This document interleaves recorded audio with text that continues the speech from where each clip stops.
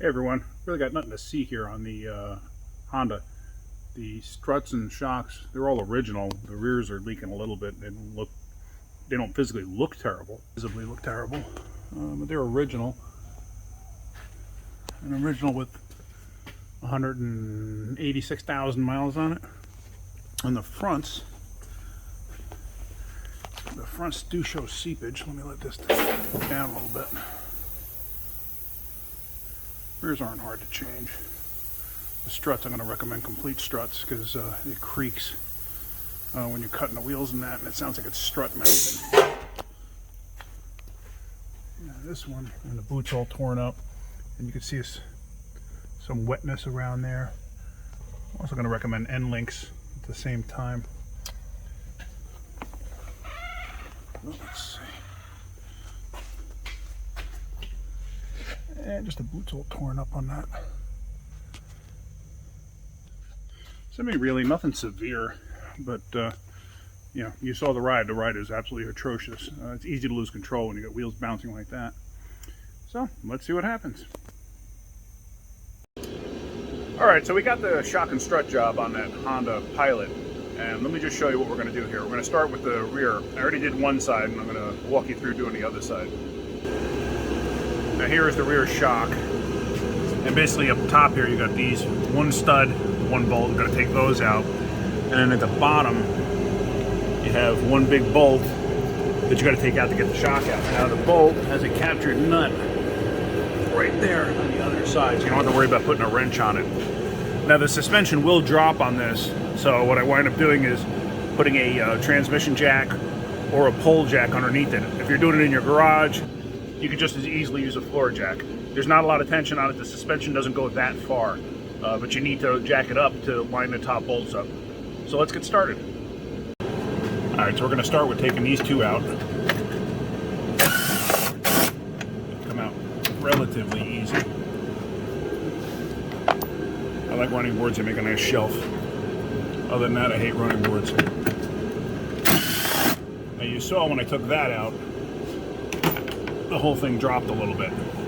So now, because it's tensioned, it's kind of hung up on that stud, so it's not going to want to come out. So the next thing to do is I'm going to take that bolt out there, but I'm going to put it up in the air so I can put a pole jack underneath it. Alright, so now I got a pole jack in there, and I'm going to jack up just a bit. You can see that moving. All the tension off of it, and it actually came right out. So now, what we're going to do, we're going to take that bottom bolt out.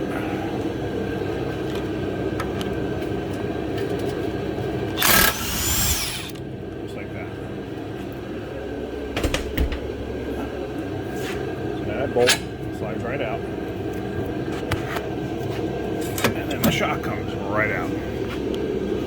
That's it. Pretty simple. Not that difficult. And now we get to throw the new one in.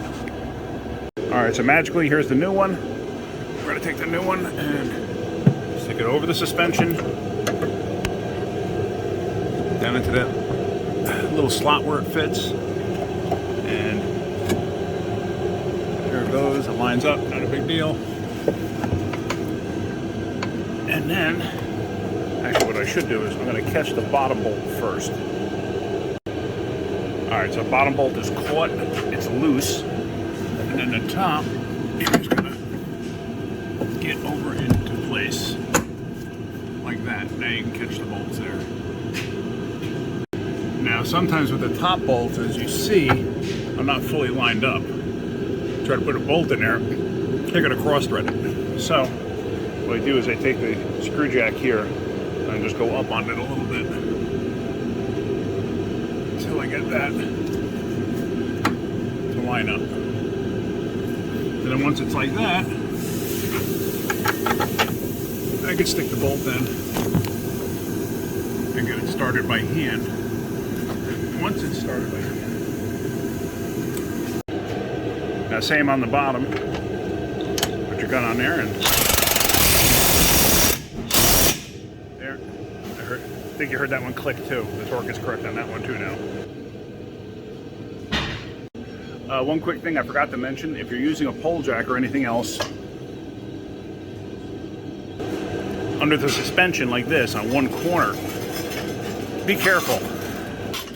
You can unload the vehicle on the lift, and that can actually, you can knock it off the lift. So if you're going to do something like that and you're going to put a lot of tension on it, on the opposite corner on the frame, put another pole jack or something to stabilize the car, because otherwise the vehicle will rock on the lift and you could knock it off. You can get hurt, you can kill somebody, you can kill yourself. Don't do it. So now onto the front. Pretty simple. You basically have to start undoing a few things on the strut itself. You have the sway bar end link here, top and bottom. You have to undo both of those. I'm replacing the end links anyway because the boots are torn up, as you see here. You got the brake line, you're going to unbolt the brake line, the ABS harness here, you're going to unbolt that. The brake line you're going to undo right here, let that hang off to the side. And then you have the strut mount bolts that hold to the spindle. Now on this design, there is no adjustment. Basically you bolt it up and that's how it goes. If you're going to do an alignment, what you could do is you could ream the holes out. This way you get some adjustment. Now the adjustment is, if you ream out the holes in the strut, it'll allow the knuckle to pivot inside the strut. Basically make it rock back or forth. And then you tighten it down in whatever position is the correct position with an alignment machine. Meaning what you're doing by doing that is you're setting the camber. Because what it's going to do is it's going to take the wheel like this. Let me get a good view. And by reaming out those holes, it's going to allow you to tip the top of the wheel in or out. But obviously you can't measure that unless you have an alignment machine. Alright, here's a little tech tip for you. When you're removing a bolt, like on a sway bar end link, or a nut I should say, on a sway bar end link, like this here, where the threads are, clean it up with a wire brush. Because otherwise you're trying to take a nut off and you're trying to grind up all that dirt and crap that's stuck in the threads there, and it makes it very difficult to come off. If you have a situation where it's rusted, what I usually do too is I'll take a little Sawzall or a cut-off wheel and I'll actually slice the rest of the threads off. Just leaving it basically right down to the nut, and then take the nut off. It comes right off. Even if you were going to reuse it, you could still reuse it. I mean, because that section of threads is not doing anything. Alright, another quick tip to try to help you get like sway bar end links off. You can always snap the arm off. Let me show you what I'm talking about. Where that socket fits over that ball that's down there where I have the vice grips. Sometimes it'll sit there and spin and spin and spin. You can't get it out. You can just get a pry bar in there and pop that socket off. It's only basically like a plastic insert that locks that thing in place. You pop it off, and then you can grab the ball with a pair of vice grips, and then you can get the nut out. Definitely works very easy. It's not that hard to do. And like I said, just a simple pry bar in between the suspension piece will usually knock that right off. All right, and now that all the bolts are out, like this, take them all out. What you want to do is you knock the strut free from the knuckle. Most of the time the suspension will hold up the knuckle enough. Sometimes it won't. Sometimes this thing will fall all the way down. Obviously you don't want to catch brake lines or anything like that. So now we got to unbolt the top. Alright, so now we got the car down, and let me show you. This one actually has an access panel. A lot of cars you got to take the cowl off, but this one actually has an access panel right here, so you can see the 3 bolts. Now what you should do is go in there, break the 3 free with you know, a hand ratchet or something like that, or a wrench, whatever you can get in there. And then I'll take them off with this. This thing isn't really that strong to break those free. It does very well, but it's just not that strong. And my suggestion is always do the hardest bolt first and the easiest bolt last, because when you take the bolts out, that whole suspension strut is going to drop out. It's going to fall out. So if you're dealing with getting the hardest bolt out last, you're going to deal with the tension of the weight of the strut on there, or any suspension component, or any component at all, no matter what you're doing. If you do the hardest bolt first, the easiest bolt last, it just makes your life a little bit easier. Because like I said, as stuff starts to come apart naturally on its own, if you're dealing with the hardest bolt last, you're going to make your job even more difficult. All right, so here we go. I actually did crack those free already. So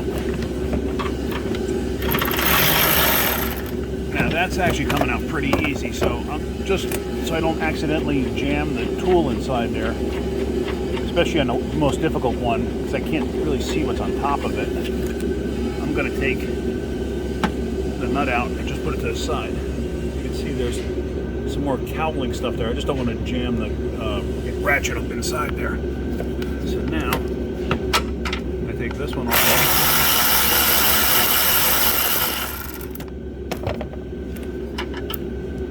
And then the easiest one, it's easiest for me actually. See how it's starting to fall out? Now if you did the hardest one last, that could create a problem because you're jamming up on stuff. So now we're going to just put this up in the air. Sorry about that. Alright, so now it's ready to drop out completely. You want to be mindful of catching things, you know, brake lines and whatnot. It's inevitable that you're going to catch stuff, but you just want to be mindful of it. So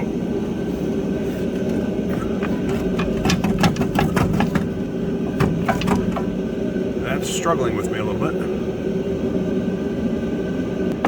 Oh, there. And now it popped. Okay. So now, like I said, you got to be careful with like brake lines and stuff like that. So I'm going to put the phone down so I can actually get this thing out without hurting anything.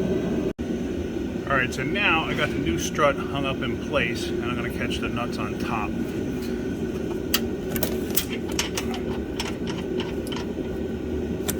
And I'm going to drag them down to catch all three.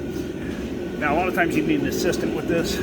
What I did was I put a piece of cardboard between the axle and the strut. The strut wasn't clocked correctly. The strut tops are clocked on this vehicle. They only go in one direction, so they weren't clocked correctly. So I couldn't hook it up to the actual spindle there. It was just too difficult to do that and try to rotate the top at the same time. Everything being brand new, it's very tight. So I'm going to catch the top. Once the suspension's hanging, then I'll rotate the strut and it'll go back in place. If you see, I got a bungee cord sitting right there. The reason for the bungee cord is I don't want the axle to pop out of the inner joint. I've done that before. I just don't want that to happen. Alright, so I just verified that everything's tight by hand. So now I can put the cover back on. Just like so. And now we're ready to go back up in the air and finish bolting up everything else. Alright, so we're up in the air now. You can see everything's bolted in place there. Now this, you can just rotate this. This style has a rotating top strut mount. Some vehicles don't, depends on if it's a fixed strut or not. So now, with that in place, now I can catch the strut mount bolts. Alright, so now everything's bolted in place. Got the end link in place, the ABS wire, the brake hose, and like I said, on some struts, this upper hole could be oblonged to allow camber adjustment. This one it's not. It's basically bolted up. That's how it is. So if they want to go for an alignment, they can go for an alignment. And if the alignment shop feels it's necessary, what they'll do is they'll take the bolt out, they'll actually undo the strut, and they'll remount this hole to make an adjustment. But that's about it. So if you like my videos, hit the like button. If you could, please subscribe. It'll help me make more videos. If you want to share my videos, go right ahead, share them. I got no problem with that. And I guess that's about it. So I hope you guys have a great day and keep wrenching.